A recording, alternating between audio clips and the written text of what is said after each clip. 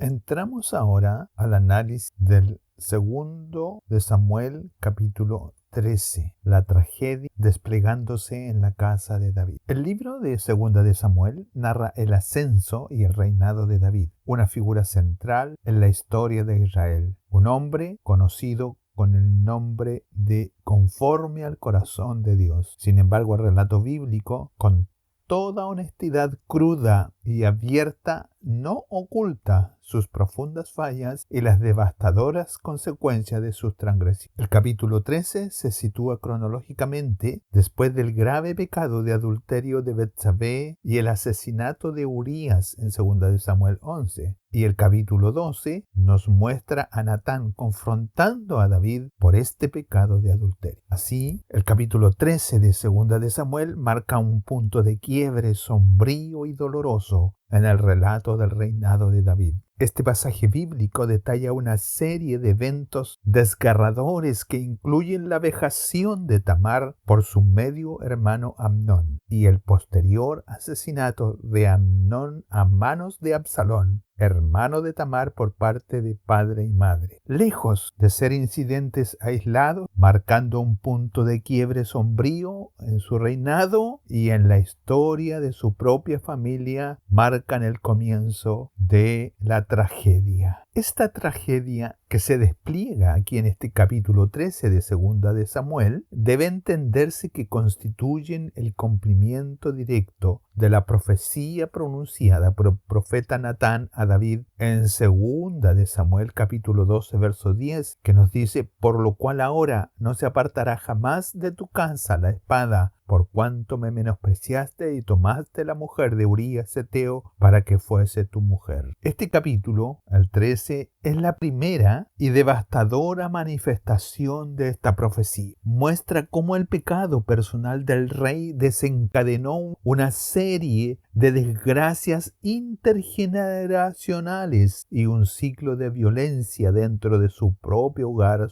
su familia, sus hijos, propagándose a toda la dinastía de David durante generaciones. Y esto manifiesta el juicio divino sobre el pecado. La no acción de David frente al pecado de Amnón se convierte en un punto de quiebre para una espiral de eventos que demuestran la seriedad del pecado y sus repercusiones. Este comentario tiene como un objetivo principal mostrar el relato bíblico de 2 de Samuel 13 desde una perspectiva profundamente teológica. Se buscará mirar las complejas interacciones entre el pecado humano, el sufrimiento, la justicia divina y la soberanía de Dios en medio del caos. Finalmente, podremos extraer lecciones importantes y transformadoras que nos ofrecerán sus observaciones prácticas para nosotros como creyentes de este tiempo que buscamos vivir piadosamente en un mundo caído. Es imperativo empezar este relato con la debida sensibilidad,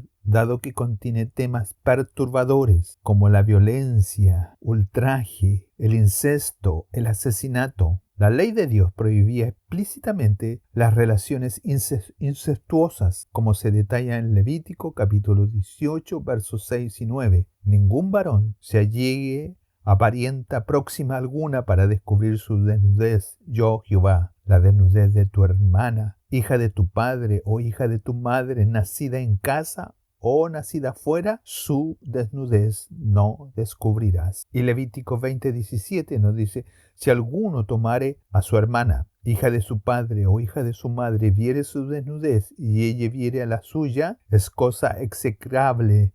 Por tanto, serán muertos a los ojos de los hijos de su pueblo. Descubrió la desnudez de su hermana, su pecado llevará. Una lectura cuidadosa, poniéndonos en el lugar de los personajes nombrados aquí, es necesaria para reconocer el profundo dolor y la vergüenza experimentada por las víctimas, especialmente Tamar, cuya voz, aunque silenciada por sus agresores, resuena como un testimonio de la depravación del pecado y la necesidad de la justicia divina. 2 de Samuel 13 se presenta como una cruda exposición bíblica sobre las consecuencias de largo alcance y destructivas del pecado sin control. el fracaso del liderazgo moral y la naturaleza cíclica de la violencia, todo ello desarrollándose en el contexto del juicio y la soberanía divina. Damos lectura a los primeros 6 versos de 2 de Samuel capítulo 13, el origen de la tragedia. Aconteció después de esto que teniendo Absalón,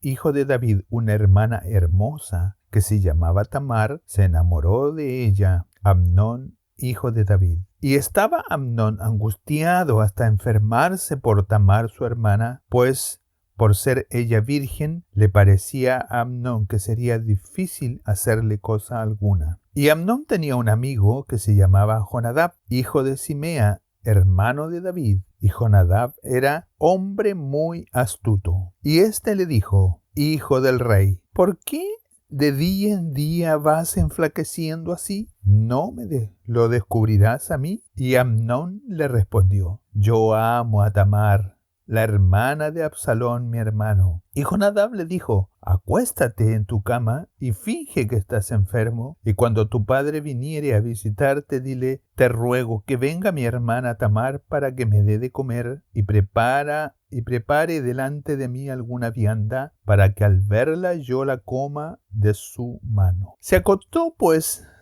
Amnón y fingió que estaba enfermo. Y vino al rey a visitarle, y dijo Amnón al rey: Yo te ruego que venga mi hermana Tamar y haga delante de mí 2 hojuelas para que coma yo de su mano. El relato bíblico comienza presentando a Amnón, el primogénito de David, el príncipe heredero que se obsesiona con Tamar, su hermosa media hermana, hija de David y de Maaca. Debemos entender que la hermosura era parte peculiar de los hijos de David, ya que el mismo relato bíblico nos dice que David era un joven hermosísimo en su apariencia cuando fue llamado por Jehová allá en el campo. Y todos sus hijos tenían un aspecto muy hermosísimo. El deseo lujurioso de Amnón por Tamar es tan abrumador que lo lleva a enfermarse físicamente. El relato lo describe como angustiado hasta enfermarse, o tan molesto que se enfermó. También afirma que Amnón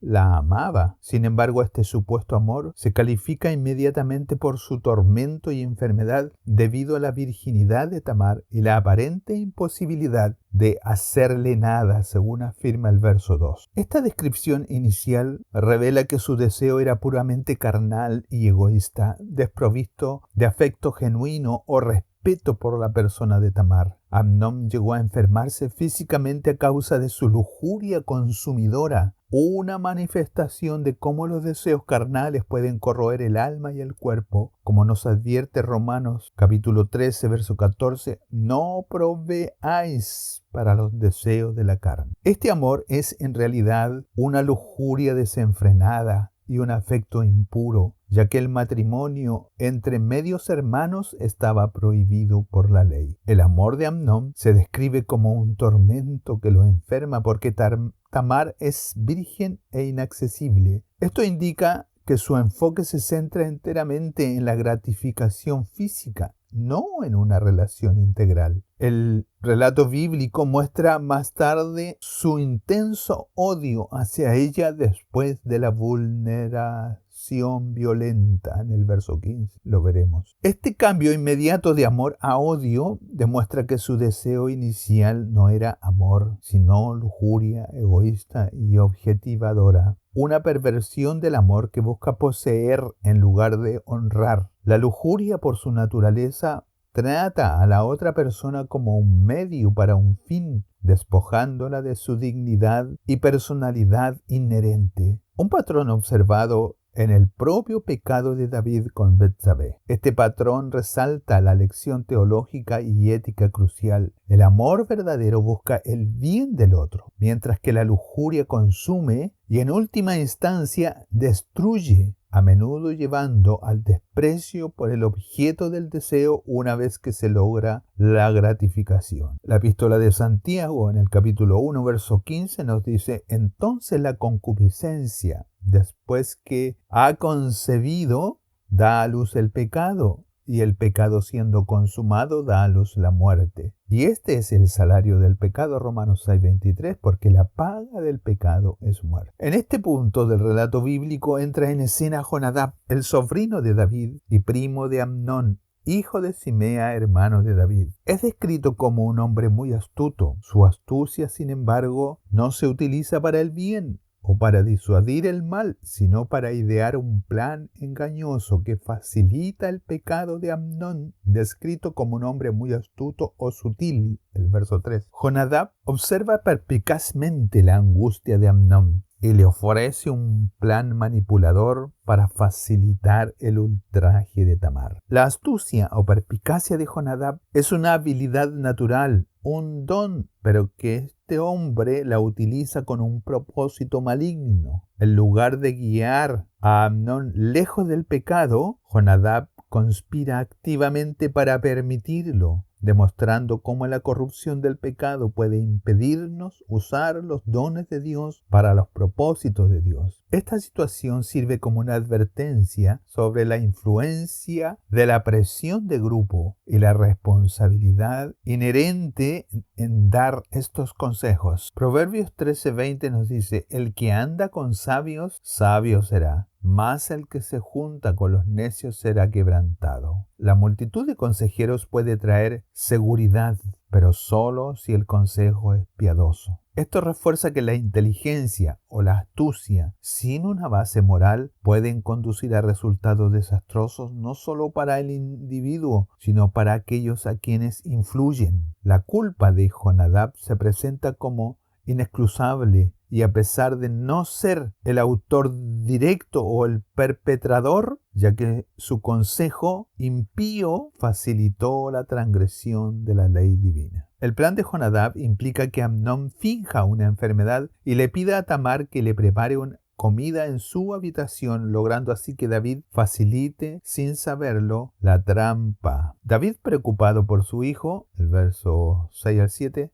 accede a la petición. Algunos comentarios sugieren que Jonadab es más culpable que el culpable responsable. A diferencia de Amnón, que estaba cegado por la pasión, Jonadab actúa con serenidad y frialdad, animando al acalorado y urgiendo al intoxicado. Su papel es de un fomentador del error y el mal. Es una plaga moral en el hogar de David. La insistencia en la astucia de Jonadab y su rol como consejero malvado que inicia una serie desastrosa de eventos es crucial. La observación de que es más culpable que Amnón profundiza la comprensión de la responsabilidad moral. No es solo el pecador directo quien es culpable, sino también aquel que con plena conciencia y sin la ceguera de la pasión facilita y habilita el pecado. Esto es una advertencia severa contra la complicidad en el mal, incluso a través de medios indirectos como el consejo perverso. La presencia de individuos como Jonadab en la sociedad que están llenos de aflicción refuerza la importancia de elegir sabiamente las influencias, es decir, los cercanos, los amigos, los que nos hablan al oído, y de que la comunidad cristiana aborrezca y rechace a quienes abusan de los afectos tiernos para fines lujuriosos. David se muestra preocupado por la salud de su hijo, sin embargo, su inmediata complacencia con la petición manipuladora de Amnón, sin una investigación más profunda, lo convierte en un instrumento involuntario en la tragedia que se desarrolla. Esto no es un acto de malicia por parte de David, sino una consecuencia de su ceguera y simplicidad, o quizás una falta de vigilancia en su esfera doméstica, en su hogar, un reflejo de su propia autoindulgencia y el mal ejemplo que había dado a sus hijos. Esto refleja las propias acciones pasadas de David, donde utilizó mensajeros involuntarios, por ejemplo Urías, para lograr sus deseos pecaminosos, manifestando el principio del ojo por ojo de la ley divina. Damos lectura a los versos 7 al 14. Y David envió a Tamar a su casa diciendo: «Ve ahora a casa de Amnón tu hermano y hazle de comer». Y fue Tamar a casa de su hermano Amnón, el cual estaba acostado, y tomó harina y amasó e hizo hojuelas delante de él y las coció. Tomó luego la sartén y la sacó delante de él, mas él no quiso comer. Y dijo a Amnón: «Echar fuera de aquí a todos». Y todos salieron de allí. Entonces Amnón dijo a Tamar: «Trae la comida a la alcoba para que yo coma de tu mano». Y tomando Tamar las hojuelas que había preparado, las llevó a su hermano Amnón a la alcoba. Y cuando ella las puso delante para que comiese, asió de ella y le dijo: «Ven, hermana mía, acuéstate conmigo». Ella entonces le respondió: «No, hermano mío, no me hagas violencia, porque no se debe hacer así en Israel. No hagas tal vileza, porque ¿a dónde iría yo con mi deshonra? Y aún tú serías estimado como uno de los perversos en Israel. Te ruego pues ahora que hables al rey, y él no me negará a ti». Mas él no la quiso oír, sino que, pudiendo más que ella, la forzó y se acostó con ella. La súplica y la profanación de Tamar. Tamar, una princesa virgen, es enviada por David a la casa de Amnón. Ella le prepara comida, pero cuando él intenta forzarla, ella expresa una súplica clara y razonable contra sus acciones, como lo dicen los versos 12 y 13. Ella le recuerda su vínculo familiar diciéndole: «Hermano mío». La ilegalidad y la naturaleza escandalosa del acto, diciéndole: «Es cosa que no se debe hacer en Israel, no hagas esta locura». Además le advierte la vergüenza que les traería a ambos, e incluso sugiere una alternativa, tal vez ilícita: hablar con el rey para que le conceda su mano en matrimonio, dando a entender que David no se la negaría. La respuesta de Tamar es notablemente lúcida y basada en los principios divinos. Apela al deber familiar, a la ley israelita, tal como lo vimos anteriormente, Levíticos 18:9, y apela también al consejo de vergüenza pública y la locura que está a punto de hacer, que son transgresiones contra el orden moral de Dios. Su voz contrasta fuertemente con la ceguera moral de Amnón y la sabiduría manipuladora de Jonadab. Tamar es el único personaje en esta escena inicial que marca el punto claro de la inmoralidad del acto inminente, sirviendo como un faro de rectitud en medio de la depravación. Esta claridad moral de la víctima en medio de la decadencia moral subraya que incluso en un entorno corrupto, la verdad moral puede ser percibida y articulada con lucidez por los inocentes. También refuerza que la tragedia del relato bíblico, Amnón no quiso escucharla, el verso 14, lo que demuestra el rechazo deliberado de la verdad moral, impulsado por un deseo profundamente desenfrenado y lascívico. Su sugerencia de matrimonio, aunque quizás un intento desesperado de evitar el ultraje, también revela el contexto cultural donde el rey podría concertar matrimonios y las relaciones incestuosas estaban prohibidas por la ley de Dios. A pesar de las súplicas de Tamar, Amnón, siendo más fuerte que ella, la forzó físicamente y se acostó con ella, como lo dice el verso 14. El término hebreo utilizado aquí implica fuerza y degradación, un acto de violencia que profana la imagen de Dios en Tamar. El texto declara explícitamente que Amnón no quiso escucharla y, siendo más fuerte que ella, la forzó. Esto muestra la dinámica de poder y el completo desprecio por la autonomía de la persona de Tamar, un desprecio que es profundamente pecaminoso. El enfoque de Amnón es únicamente satisfacer su propio deseo lujurioso, sin importar el inmenso dolor y la destrucción que inflige a Tamar, revelando la naturaleza egoísta y destructiva de la lujuria. La brutalidad y el egoísmo de la violencia carnal se manifiestan vívidamente en esta sección, sirviendo como una presentación escalofriante de la naturaleza destructiva de la lujuria y el abuso de poder. Es un recordatorio profundo de que el pecado de la carne es intrínsecamente egoísta y violento, tratando a las personas como objetos de gratificación en lugar de individuos a las que se debe amar y respetar. Una transgresión directa contra el mandamiento de amar al prójimo. La descripción sin rodeos del relato bíblico, aunque difícil de digerir, es crucial para comprender las profundidades de la depravación humana y las consiguientes consecuencias divinas. Tamar vestía una túnica larga o un vestido de diversos colores, característicos de las hijas vírgenes del rey, segunda de Samuel 13,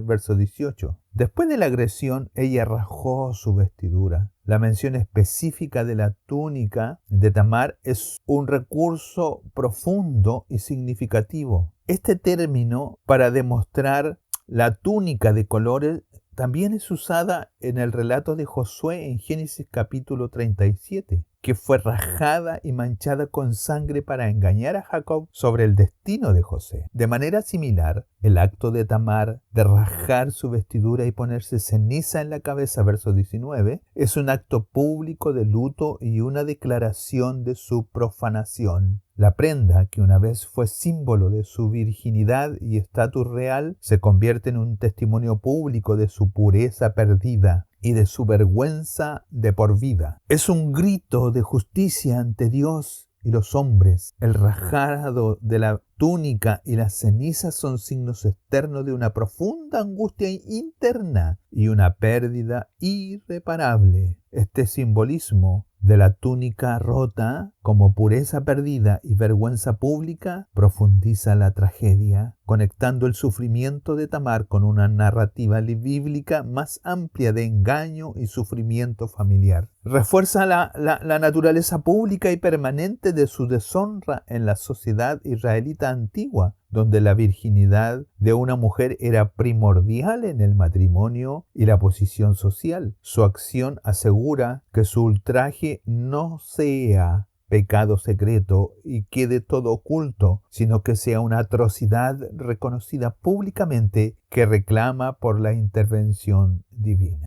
Leemos los versos 15 al 22. Luego la aborreció Amnón con tan grande aborrecimiento que el odio con que la aborreció fue mayor que el amor con que la había amado, y le dijo a Amnón: levántate y vete. Y ella respondió: no hay razón. Mayor mal es este de arrojarme que el que me has hecho. Mas él no la quiso oír, sino que llamando a su criado que le servía, le dijo: échame fuera a esta de aquí y cierra tras ella la puerta. Y ella llevaba un vestido de diversos colores, trajes que vestían las hijas vírgenes de los reyes. Su criado pues la echó fuera y cerró la puerta tras ella. Entonces Tamar tomó cenizas y las esparció sobre su cabeza y rasgó las ropas de colores que estaba vestida, y puesta su mano sobre su cabeza se fue gritando. Y le dijo su hermano Absalón: ¿ha estado contigo tu hermano Amnón? Pues calla ahora, hermana mía, tu hermano es, y no se angustie tu corazón por esto. Y se quedó Tamar desconsolada en casa de Absalón, su hermano. Y luego que el rey David oyó todo esto, se enojó mucho. Mas Absalón no habló con Amnón ni malo ni bueno, aunque Absalón aborrecía a Amnón, porque había forzado a Tamar su hermana. Entramos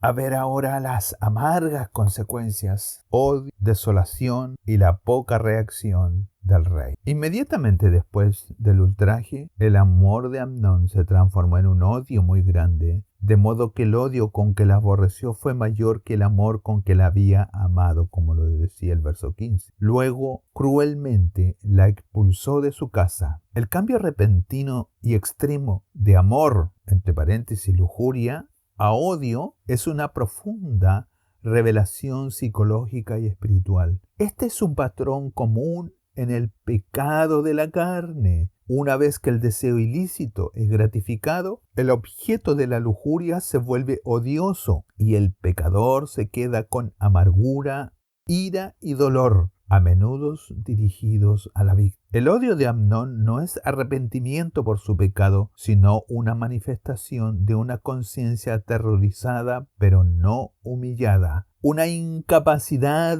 de enfrentar lo feo y horrible de su propia transgresión. Odia a Tamar porque ella le recuerda su propio acto vil y su incapacidad de poseerla verdaderamente, así como su resistencia que le atribuyó toda la culpa. La naturaleza autodestructiva de la lujuria desenfrenada y la aversión después del pecado cometido se ilustra vívidamente aquí. El placer transitorio del pecado es reemplazado inmediatamente por un odio consumidor y una autoaversión. Esto demuestra que el pecado es en última instancia autodestructivo y deja un rastro de devastación emocional y espiritual. También refuerza la mentira de la lujuria y que promete satisfacción pero solo entrega vacío y aversión, una trampa del diablo que lleva a la ruina. Hay un himno antiguo que dice: mi herencia la perdí por una tentación. La historia de Amnón y Tamar expone la naturaleza engañosa y destructiva de la lujuria. Lo que Amnón percibía como amor era en realidad una obsesión egoísta y un deseo desordenado que lo llevó a la enfermedad física. La transformación inmediata de su deseo de un intenso odio hacia Tamar después de la aparente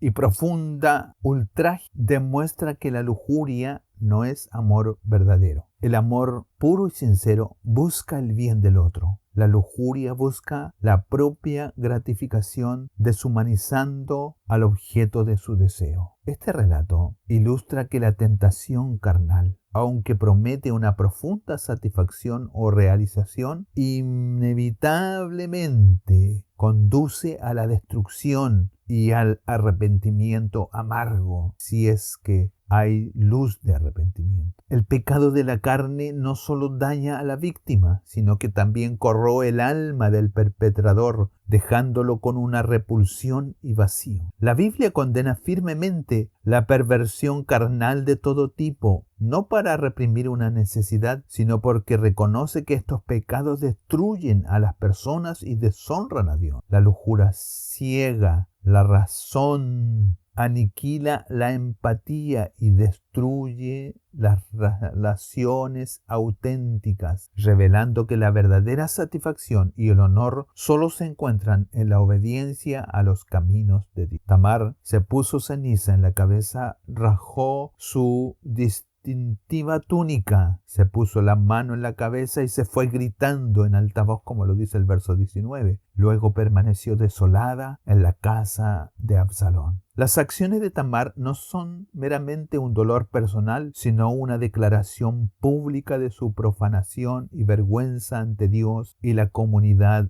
de Israel. En el antiguo Israel, una virgen violentada enfrenta un profundo estigma social, lo que a menudo hacía que fuera casi imposible contraer matrimonio y la condenaba a una vida desolada. Su permanencia en la casa de Absalón, si bien brinda la protección inmediata, también significa su exclusión permanente de la vida social normal y de las perspectivas de matrimonio. La mirada del relato en su desolación resalta el impacto devastador y a largo plazo del crimen cometido, que se extiende mucho más allá del acto físico. El trauma duradero y el estigma social de la violencia carnal exigen un compromiso empático, especialmente para nosotros los lectores modernos de la Escritura. Nos obliga a reconocer el sufrimiento profundo y duradero de las víctimas de violencia carnal, a menudo agravado por el juicio y el aislamiento social. El pasaje bíblico, sin detenerse en su dolor interno, lo transmite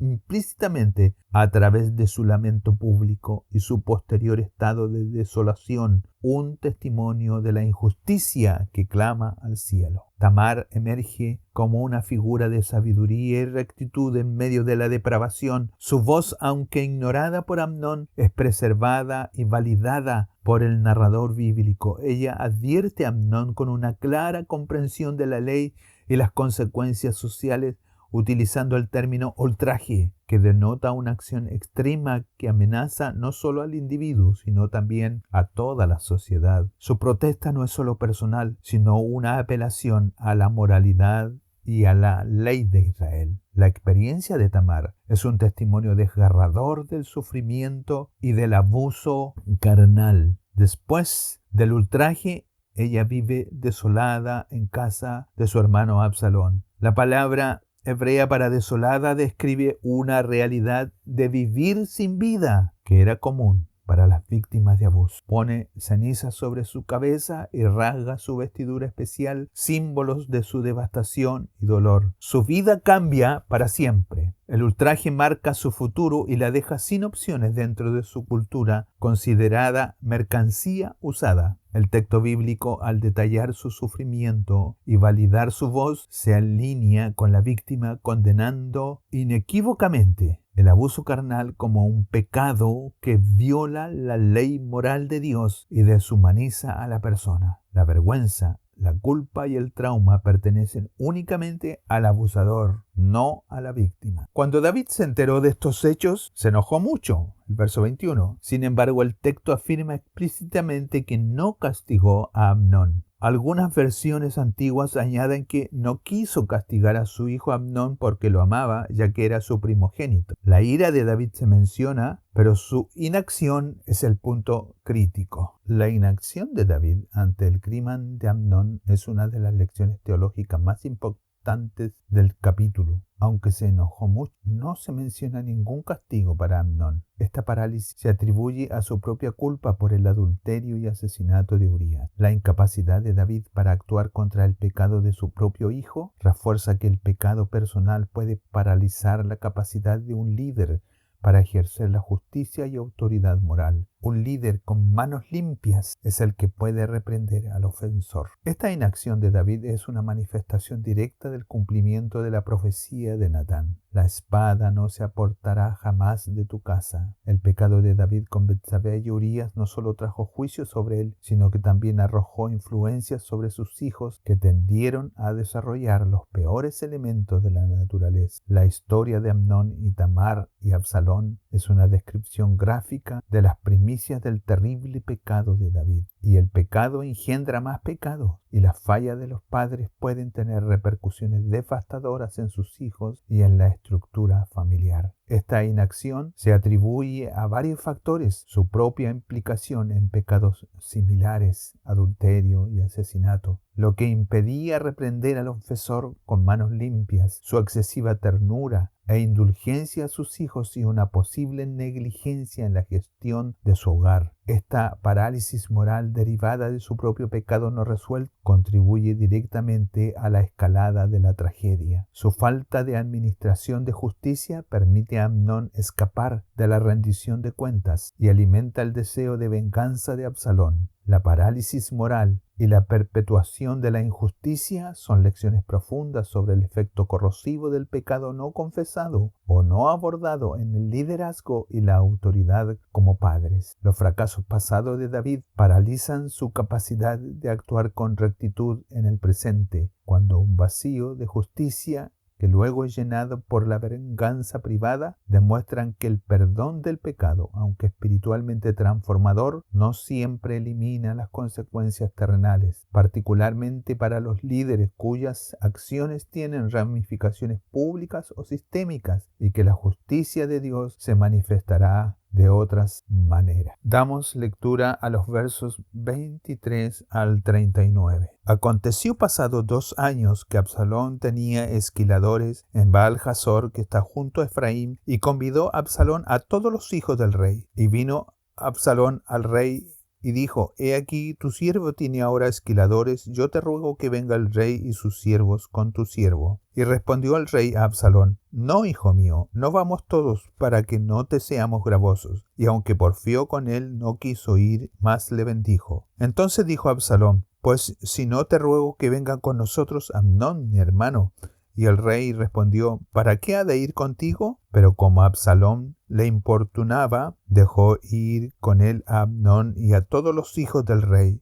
Y Absalón había dado orden a sus criados diciendo: os ruego que miréis cuando el corazón de Amnón esté alegre por el vino, y al decir: yo herid a Amnón, entonces matadle, y no temáis, pues yo os lo he mandado. Esforzaos pues y sed valientes. Y los criados de Absalón hicieron con Amnón como Absalón le había mandado. Entonces se levantaron todos los hijos del rey y montaron cada uno en su mula y huyeron. Estando ellos aún en camino, llegó a David el rumor que decía: Absalón ha dado muerte a todos los hijos del rey, y ninguno de ellos ha quedado. Entonces levantándose David, rajó sus vestidos y se echó en tierra, y todos sus criados que estaban junto a él también rajaron sus vestidos. Pero Jonadab, hijo de Simea, hermano de David, habló y dijo: no diga mi señor que han dado muerte a todos los jóvenes hijos del rey, pues solo Amnón ha sido muerto, porque por mandato de Absalón esto ha sido determinado desde el día que Amnón forzó a Tamar su hermana. Por tanto, ahora no ponga mi señor el rey su corazón ese rumor que dice: todos los hijos del rey han sido muertos, porque solo Amnón ha sido muerto. Y Absalón huyó. Entretanto, alzando sus ojos, el joven que estaba de atalaya miró, y aquí que mucha gente que venía por el camino a sus espaldas del lado del monte. Y dijo Jonadab al rey: he allí los hijos del rey que viene, es así como tu siervo ha dicho. Cuando él acabó de hablar, he aquí los hijos del rey que vinieron, y alzando su voz lloraron. Y también el mismo rey con todos sus siervos lloraron con muy grande lamento. Mas Absalón huyó y se fue a Talmai, hijo de Amiud, rey de Gesur, y David lloraba por su hijo todos los días. Así huyó Absalón y se fue a Gesur, y estuvo allí 3 años. Y el rey David deseaba ver a Absalón, pues ya estaba consolado acerca de Amnón, que había muerto. Un siglo de violencia. La venganza calculada de Absalón. Absalón, hermano de padre y madre de Tamar, se entera del ultraje cometido contra su hermana y se llena de una ira que puede considerarse justa. Sin embargo, en lugar de buscar justicia a través de los canales establecidos, le dice a Tamar que guarde silencio y oculta su odio y su venganza durante 2 años. Su silencio es una forma de manejar el problema en la oscuridad. Con fría premeditación, Absalón planea el asesinato de Amnón. Invita a David y a todos sus hijos a una fiesta de esquilas de ovejas en Baal Hazor. Allí, bajo su mandato explícito: yo os lo he mandado, esforzaos pues y sed valientes, sus sirvientes matan a Amnón mientras éste está ebrio. Este acto es un fratricidio, una acción perversa que no busca justicia sino venganza personal. La distinción entre la ira justa de Absalón y sus acciones perversas es teológicamente significativa. La emoción de indignación ante la injusticia puede ser bíblicamente justificada, pero la elección de la venganza personal y el asesinato como método de resolución revela una profunda corrupción moral. El período de 2 años de odio oculto no solo demuestra premeditación, sino también la falta de deseo de buscar una resolución legal y justa, optando por la retribución violenta. Esto ilustra cómo la injusticia no abordada, combinada con la ira no controlada, puede fermentar y conducir a un pecado aún mayor, perpetuando el ciclo de violencia y dolor en lugar de romperlo. Absalón, hermano de Tamar por parte de padre y madre, lo acoge y le dice que guarde silencio. No le dirige ni una palabra a Amnón, pero en silencio aumenta un odio durante los 2 años. Durante este tiempo planea meticulosamente el asesinato, invitando a todos los hijos del rey a la fiesta de Esquila. La respuesta inicial de Absalón al ultraje de Tamar se describe como decente, acogiéndola y consolándola. Sin embargo, su silencio hacia Amnón y su periodo de 2 años de ocultar su odio indican que su ira se aumentó y se transformó en un deseo de venganza frío y calculado, una manifestación de la justicia vigilante que se opone al orden divino. No busca justicia a través del rey, sino que toma el asunto en sus propias manos, asumiendo un papel que corresponde a Dios o a sus representantes legítimos.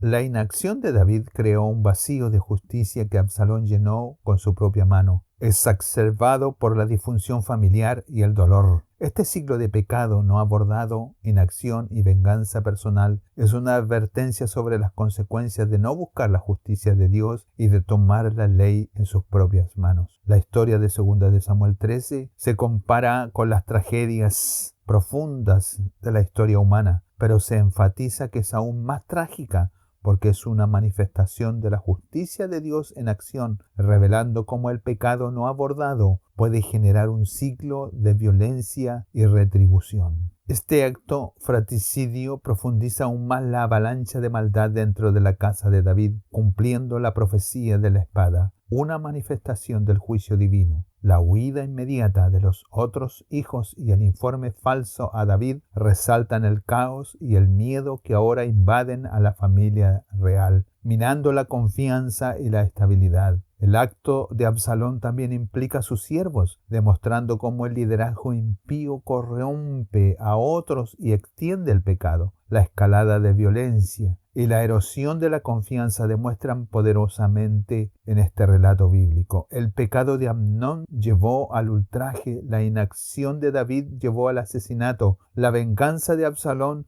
lo lleva a su propio exilio y futura rebelión. El ciclo de violencia, una vez iniciada, adquiere su propio impulso, causando un sufrimiento generalizado y desestabilizando el reino, todo bajo la soberanía de Dios que permite que las consecuencias del pecado se manifiesten. Absalón huye a Jesús, tierra natal de su madre, y permanece allí durante 3 años. David lamenta la muerte de Amnón, pero finalmente anhela a Absalón. El exilio de Absalón y el prolongado dolor de David refuerzan las consecuencias del pecado, que no son fugaces, sino que tienen impactos verdaderos en las personas y las familias, una forma de disciplina humana. El luto de David por Amnón, seguido por su anhelo por Absalón, revelan la naturaleza compleja y a menudo contradictoria del amor paternal, incluso cuando por hijos profundamente defectuosos. Este anhelo, sin embargo, se caracteriza nuevamente por la pasividad de David y su incapacidad para actuar con decisión, sentando las bases para una mayor manipulación y conflictos en los capítulos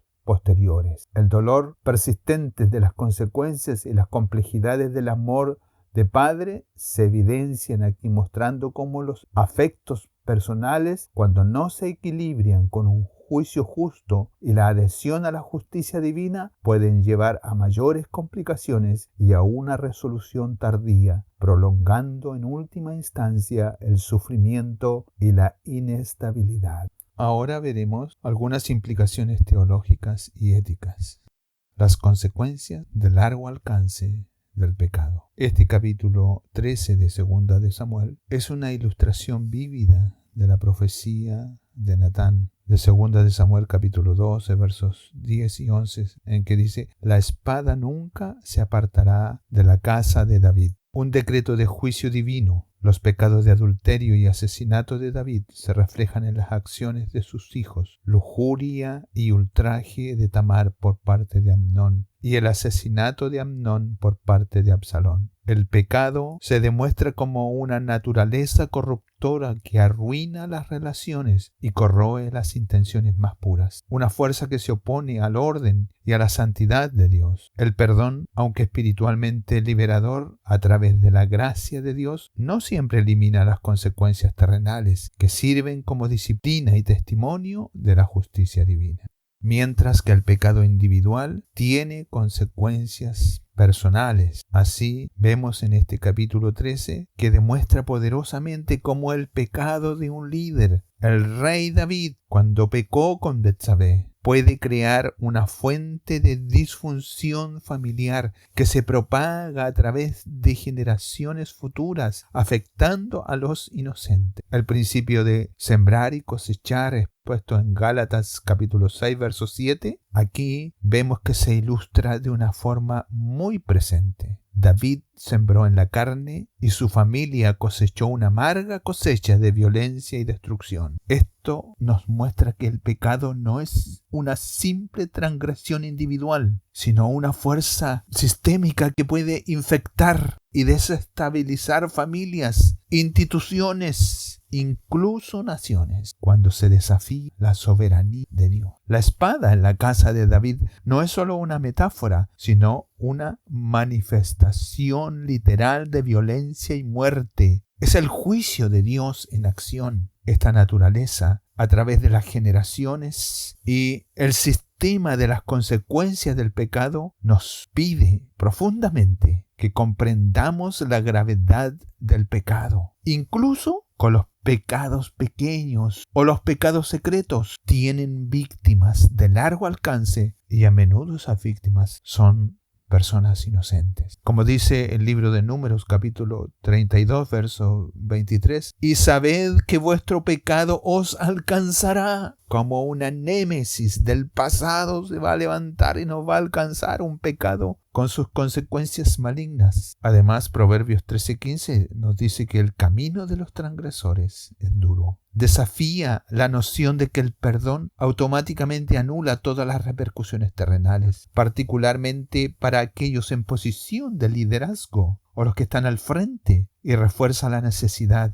de ser enteramente santificados continuamente. Esto es tremendamente importante, porque nos ve la profundidad y la gravedad tan intensa del pecado que alcanza como una marca que no puede ser borrada, sino solamente cuando caemos rendidos a las plantas de Cristo. Pero las consecuencias tenemos que sufrirlas. Cuidado con nuestras familias, cuidado con nuestros grupos en la iglesia, cuidado con nuestros procederes, con nuestras palabras, con nuestras acciones. Estamos presentes ante la justicia divina que pesa sobre nosotros. La lujuria de Amnón por Tamar, su media hermana, se presenta como un paralelo directo de la lujuria de David por Betsabé. El cruel uso de un mensajero involuntario por parte de David, Urías, se refleja en el uso de David por parte de Amnón como mensajero involuntario para atraer a Tamar.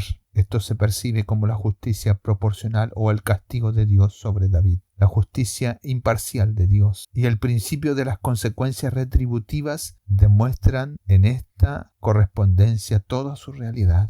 Aunque Dios perdonó a David espiritualmente, las consecuencias terrenales, particularmente dentro de su propia casa, fueron exigidas. Esto no es un castigo arbitrario, sino una consecuencia divinamente ordenada que se ajusta a la naturaleza original del pecado. La sentencia sobre David, que la espada no se iba a apartar de su casa, es una demostración de la santidad y la justicia de Dios. La espada es un resultado directo de las acciones de David, una manifestación del juicio de Dios. Esto refuerza el principio bíblico de que Dios es un Dios justo y que responde al pecado. Y además nos recuerda de una forma de lección que, si bien abunda la gracia, no anula la realidad de las consecuencias, especialmente cuando el pecado tiene dimensiones públicas y de relaciones interpersonales. También muestra la soberanía de Dios, incluso utilizando el pecado humano, el asesinato de Amnón por parte de Absalón para llevar a cabo sus propósitos de juicio y disciplina. Como dice el Salmo 89:14, justicia y juicio son el cimiento de su trono. Otra consideración ética teológica que podemos ver aquí es la lujuria versus el amor. El amor de Amnón por Tamar se identifica claramente como lujuria, impulsado por un deseo egoísta que lleva al odio después de la gratificación. Rebaja la calidad humana de Tamar, tratándola como un objeto en lugar de una persona creada a la imagen de Dios. El relato bíblico pareciera destruir meticulosamente el término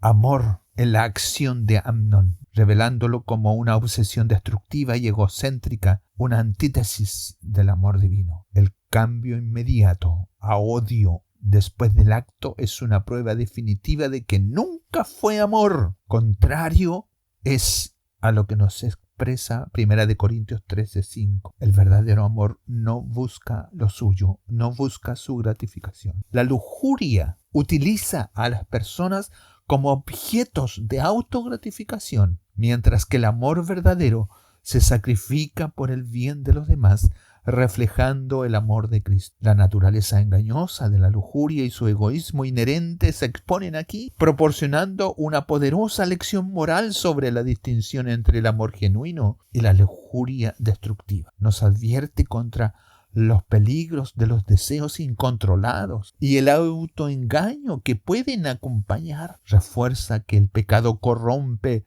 los deseos y nubla el juicio y lleva a los perpetradores a creer que sus acciones son prudentes y justas ante Dios. No os engañéis. Jesús mismo advirtió sobre la lujuria en el corazón cuando nos dice en Mateo 5:28, cuando cualquiera mira a una mujer para codiciarla, ya adulteró con ella en su corazón. Es tremendamente profunda la sentencia de Dios sobre unas acciones que se pueden pasar a llevar por alto en forma diaria y cotidiana. Otra implicancia teológica y ética es el imperativo de la justicia y la responsabilidad. El fracaso de David en castigar a Amnón, a pesar de su ira, es un punto crítico. Esta inacción se debe a su propia culpa y a su afecto débil, lo que le impedía ejercer la justicia de Dios. Este fracaso conduce directamente a la justicia vigilante de Absalón. David, como rey y padre, tenía el claro deber de administrar justicia según la ley israelita, que es la ley de Dios. Su fracaso en hacerlo, impulsado por el compromiso personal y la indulgencia como padre, creó un vacío de responsabilidad. Este vacío fue trágicamente llenado por el acto vengativo de Absalón, demostrando que la justicia puede parecerse mucho a la venganza cuando los canales adecuados fallan y que el pecado se multiplica. El relato bíblico nos muestra que David no tomó ninguna acción y esto agravó el problema, permitiendo que el mal se encendiera de una forma profunda y se levantara. El imperativo moral del liderazgo para administrar justicia es una lección crucial para todas las formas de liderazgo, de padres, de gobernante espiritual, de gobierno, tal como nos dice Miqueas capítulo 6, verso 8. Se nos llama a hacer justicia y amar misericordia y humillar ante nuestro Dios. Esto destaca que la falta de confrontación del pecado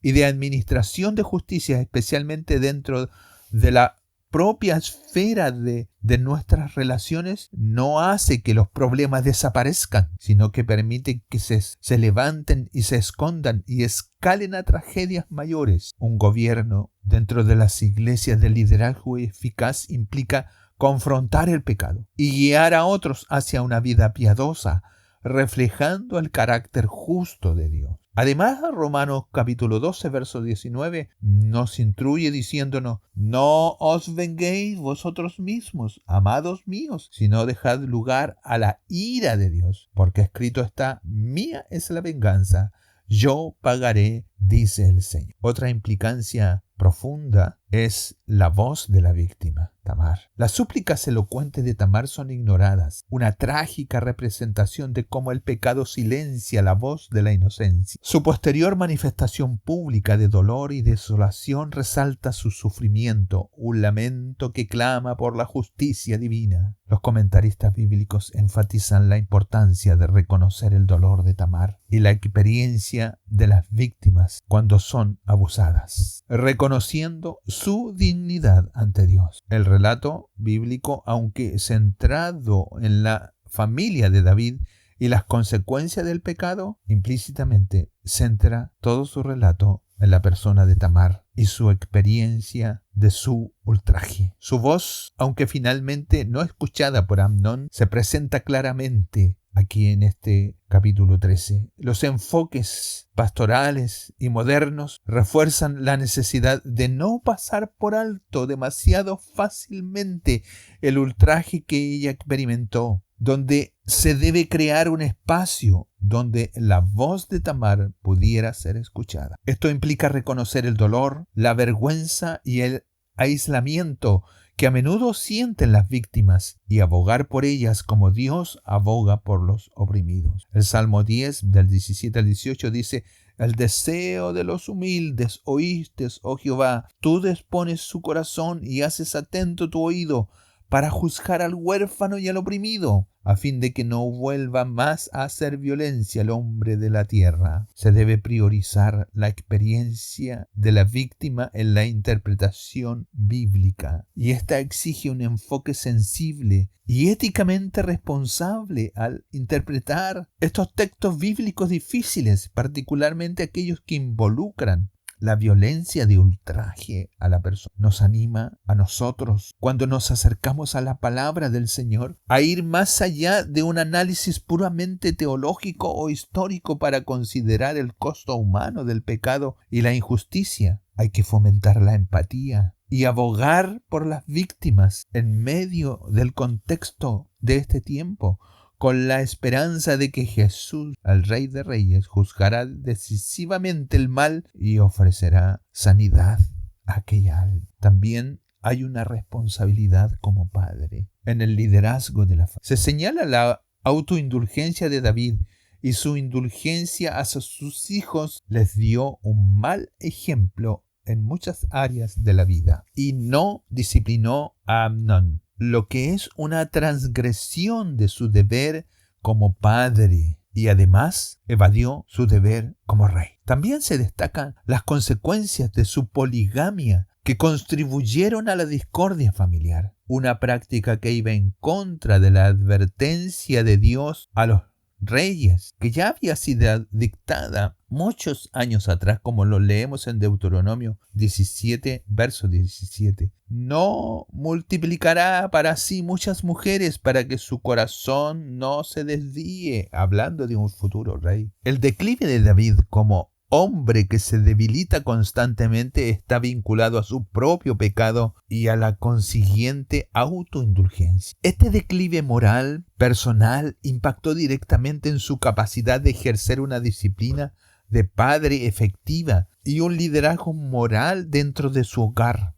Esto refleja un fracaso en su mayordomía divina a la que ha sido llamado todo padre. La falta de una figura de autoridad que los enseñara y guiara dejó a sus hijos propensos a sus propios deseos corruptos, reflejando sus pasos en falso. Su falta de disciplina hacia Amnón y su favoritismo contribuyeron a la disfunción familiar. La propia estructura de su familia, poligamia, aunque habitual, también creó celos y conflictos inherentes, sembrando semillas de discordia. La interconexión de la piedad personal, la disciplina como padre y el liderazgo público, aquí en este capítulo 13, se refuerzan de una forma grande y efectiva. Están ligadas a la autoridad pública y al bienestar del pueblo. Esto sirve como un recordatorio para todos los que somos padres, de instruir al niño en el camino que debe andar.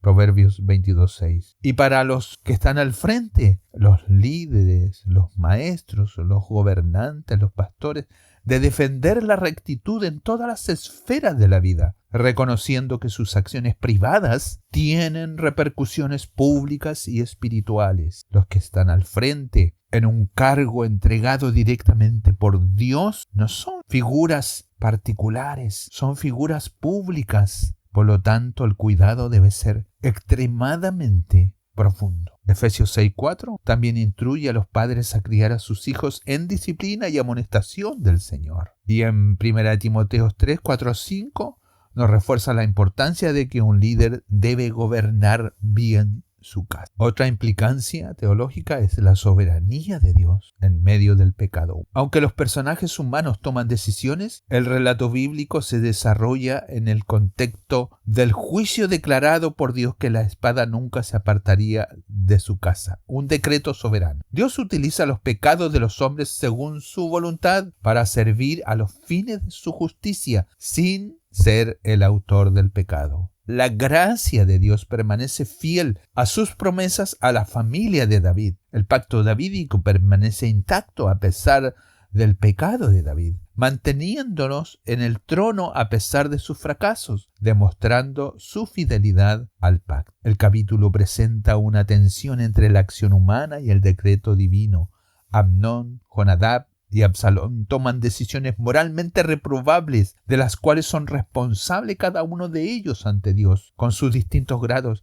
Sin embargo, estos eventos cumplen simultáneamente la profecía de Dios contra la casa de David. Esto sugiere que Dios en su soberanía puede obrar a través de la maldad humana e incluso usarla para llevar a cabo sus propósitos justos sin condonar ni causar el pecado en sí mismo. A pesar de la profunda disfunción, Dios permanece fiel a su pacto con David, asegurando la continuación de su dinastía. El contraste de la soberanía divina y la responsabilidad humana, aunque compleja, ofrece consuelo de que Dios sigue obrando incluso en las circunstancias humanas más oscuras y que el pecado humano no puede frustrar su plan general. También destaca que el juicio de Dios no es arbitrario, sino una respuesta justa al pecado, destinada a conducir a la pureza, la humildad y la santificación de su pueblo. Como dice Romanos 8:28, a los que aman a Dios, todas las cosas le ayudan a bien. Esto es tremendamente importante ver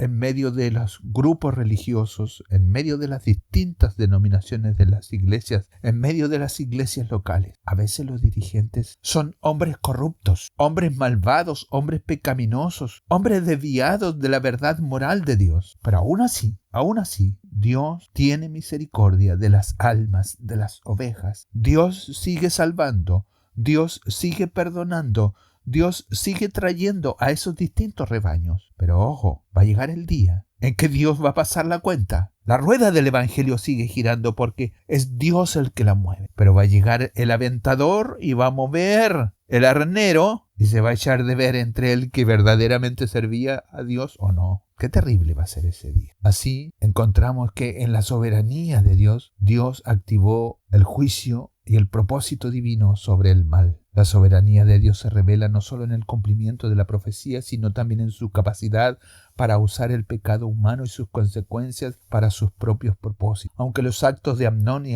Absalón son moralmente reprensibles y el relato bíblico nos presenta como una parte de un plan más amplio de la justicia divina. Dios no es el autor del mal, Dios no es el autor del pecado, pero su control no se anula por la maldad humana. El relato implica que Dios permitió que estas tragedias se desarrollaran como una forma de disciplina y juicio sobre la casa de David. El que David no haya actuado, su parálisis del alma, es parte de este juicio, ya que su propia culpa le impide administrar justicia, lo que a su vez abre la puerta a más calamidades. El relato de este capítulo 13 de 2 de Samuel no solo se centra en los hechos humanos, sino en el cumplimiento de los juicios justos de Dios hechos realidad y las consecuencias de su ocurrencia. Esto nos enseña que Dios está activamente involucrado en la historia humana y que incluso en los momentos más oscuros de pecado y sufrimiento, sus propósitos se están cumpliendo, a menudo a través de las consecuencias naturales de la desobediencia. Hay una promesa de gracia y redención en un contexto bíblico mucho más amplio que nos da una conexión con el Evangelio. Aunque el relato del capítulo 13 es un relato de profunda oscuridad y consecuencias del pecado, la teología bíblica más amplia nos ofrece un contraste y una esperanza. La incapacidad de David para reconciliar la justicia y el afecto paterno en su propia casa apunta a una necesidad mayor: la expiación que solo Dios puede proveer. La solución verdadera y única que muestra la debida consideración tanto a la justicia como a la misericordia se encuentran en el Evangelio. 2 Corintios 5, 19 y 21 nos dice que Dios estaba en Cristo reconciliando consigo al mundo, sin acusar a los hombres de sus delitos. Al que no conoció pecado, por nosotros lo hizo pecado, para que nosotros fuésemos hechos justicia de Dios en él. ¡Qué maravilloso es! La historia de David y su familia, con todas sus imperfecciones, prefigura la necesidad de un rey más digno, un hijo de David que no fallaría cuando fuera probado. Jesús, el Mesías, es el líder perfecto que nunca tuvo pecado que encubrir y que nunca abusó de su poder. Él es la única esperanza para la esclavitud de la lujuria y para la sanidad del abuso. En la cruz de Cristo, la misericordia y la justicia se besaron y se encuentran perfectamente, asegurando a los heridos que su dolor no se pasa por alto y prometiendo un futuro en el que todas las cosas son hechas nuevas. La gracia de Dios es sublime, perdonando los pecados de aquellos que se arrepienten, incluso los más atroces, y ofreciendo reconciliación con Él mismo. El ejemplo de David nos recuerda que el pecado perdonado tiene consecuencias, pero que éstas no significan la ausencia de perdón divino. La única esperanza para dejar la esclavitud de la lujuria y el ciclo de pecado es clamar a Cristo, quien ofrece perdón a través de la fe arrepentida y un corazón contrito. Así, ya casi llegando al final de este comentario, encontramos algunas lecciones profundas para nosotros los creyentes de hoy. El relato que hemos visto tal vez pareciera que es antiguo, pero desde allí nos muestra lecciones vitales para nuestro tiempo, para nosotros los creyentes de esta era. 1. Huir de la lujuria y elegir compañías sabias. La historia de Amnón sirve como una advertencia profunda sobre los peligros de la lujuria descontrolada. El deseo fuera del pacto matrimonial es una mentira que promete satisfacción, pero conduce a la destrucción y al odio. Una vez cometido el acto, el enemigo se ríe de ti, te golpea la conciencia y no puedes vivir tranquilo. Los creyentes deben reconocer la naturaleza engañosa de la tentación y huir de ella en todas sus formas, tomando medidas drásticas para quitar cualquier cosa que alimente tales deseos. Quita de tus ojos toda imagen que aliente estos deseos. La pureza y la castidad son valores que deben ser protegidos y fortalecidos. Asimismo, la influencia de Jonadab refuerza la importancia crítica de elegir cuidadosamente las amistades. Las malas compañías corrompen las buenas costumbres, nos dice 1 Corintios 15:33. Los Jonadabs de la sociedad, aquellos que son astutos en el mal y facilitan el pecado, deben ser evitados. En cambio, como creyentes debemos rodearnos de hermanos y hermanas que nos fortalezcan espiritualmente y que nos ayuden a obedecer al Señor y no a desobedecerle. Es muy bueno tener a alguien de confianza a quien rendirle cuentas en el Señor. 2. La iglesia debe ser como un santuario, respondiendo al abuso con compasión y justicia. La desolación de Tamar y el silencio de la familia de David y Absalón ante este abuso resaltan una lección profunda para nosotros en la comunidad de la iglesia en este tiempo. El abuso de ultraje es una profunda amenaza no solo al individuo, sino también a toda la comunidad. La iglesia está llamada a ser un santuario, un lugar de verdadera paz, esperanza y sanidad para las víctimas. Esto implica varias acciones. Hay que escuchar y validar. La voz de las víctimas como Tamar debe ser escuchada y validada. La iglesia debe romper el silencio que a menudo rodea el abuso, asegurando a las víctimas que no están solas y que su dolor es reconocido. No culpar a la víctima. Es imperativo dejar de culpar y avergonzar a las víctimas. La vergüenza le pertenece solo al abusador. Denunciar la injusticia. La comunidad de la iglesia cristiana debe denunciar cualquier discurso o acción que normalice el abuso, que normalice el ultraje. El abuso es un acto perverso, una violación de la ley moral de Dios y es contrario a Cristo. Ofrecer apoyo y recursos. Las víctimas necesitan apoyo tangible, atención espiritual y orientación en su camino hacia la justicia y la sanidad interior. Esto incluye proveer lugares seguros, consejerías y asegurarles el amor de Dios. Confrontar el mal que se ha hecho sistémico. La historia, el relato bíblico de 2 Samuel 13 revela que el abuso a menudo es habilitado por un sistema corrupto que incluye a quienes aconsejan el mal, Jonadab, a quienes minimizan o encubren Absalón en una primera instancia, y quienes permanecen pasivos como David, mirando solamente lo que sucede sin dar una opinión ni tomar acción. La Iglesia debe autoexaminarse y arrepentirse sinceramente para no ser cómplices de tales sistemas, confrontando la maldad tanto afuera como adentro de sí mismo. Otra lección que podemos aprender es vivir bajo la soberanía de Dios. Finalmente, 2 Samuel 13 nos recuerda la soberanía inquebrantable de Dios, incluso en medio de la tragedia humana.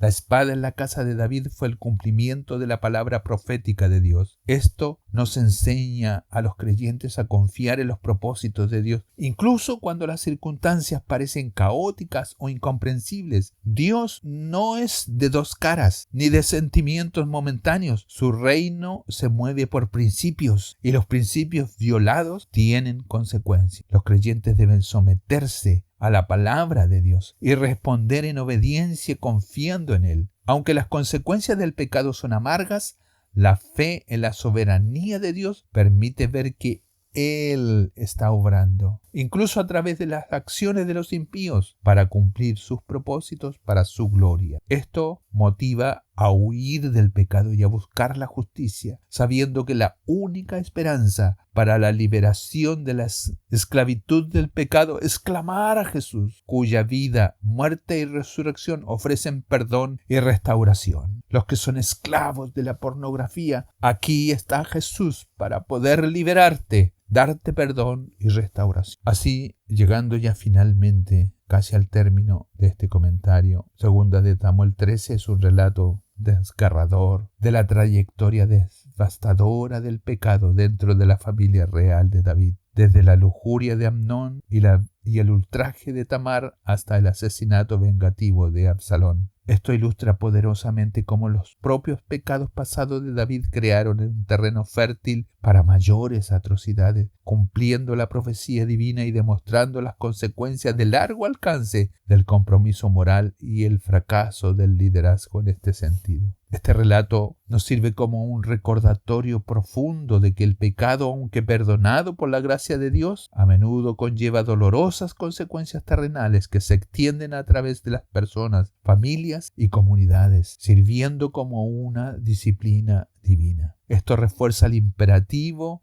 de la justicia de Dios, la rendición de cuentas y el cultivo del amor genuino sobre la lujuria destructiva. El relato bíblico exige una profunda mirada interior sobre nosotros mismos y sobre lo feo y aborrecible que es el pecado y el poder transformador de las elecciones justas que se alinean con la voluntad de Dios. En última instancia, 2 Samuel 13 se levanta como una advertencia en este tiempo contra los peligros del deseo desenfrenado, los riesgos del consejo impío y la importancia crítica del coraje moral en el liderazgo, todo ello bajo la mirada soberana de Dios. Es un desafío a nosotros los creyentes y lectores de la palabra a aprender de los trágicos fracasos de la casa de David y a esforzarnos por la rectitud personal de la comunidad de la iglesia, reconociendo que la verdadera paz y estabilidad